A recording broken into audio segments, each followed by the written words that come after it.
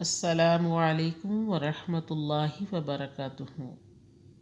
ایک خدا ترس اور صابر ملازم جو اللہ پر مکمل بھروسہ رکھتا ہے۔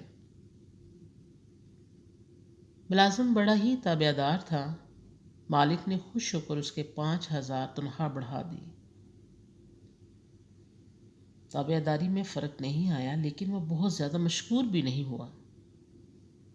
مالک کو بڑا غصہ آیا کہ میں نے اس کی تنخواہ بڑھائی، لیکن یہ ہے کہ اچھے سے شکریہ بھی ادا نہیں کیا۔ اس نے اگلے ماہ تنخواہ 5,000 کم کر دی۔ ملازم کی تابع داری اب بھی وہی رہی، کوئی شکایت نہیں کی۔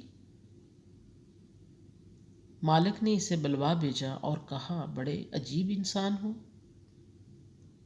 میں نے تمہاری تنخواہ 5,000 بڑھائی، پھر کم کر دی، تم جوں کہ توں رہے، یہ سب کیا ہے؟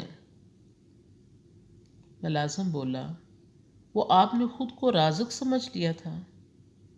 میرے ہاں بیٹا پیدا ہوا تو اس سے اگلے دن آپ نے تنخواہ 5,000 بڑھا دی۔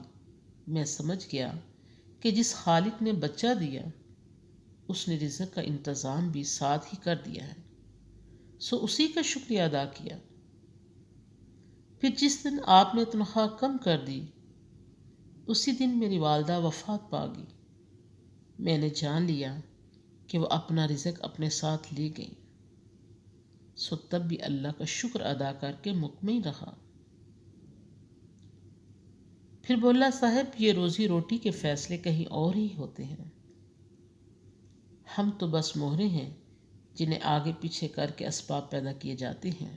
بے شک سبحان اللہ، الحمد للہ، اللہ اکبر، وآخر دعوانا ان الحمد للہ رب العالمین، سبحان ربک رب العزت عما یصفون، والسلام علی المرسلین، والحمد للہ رب العالمین۔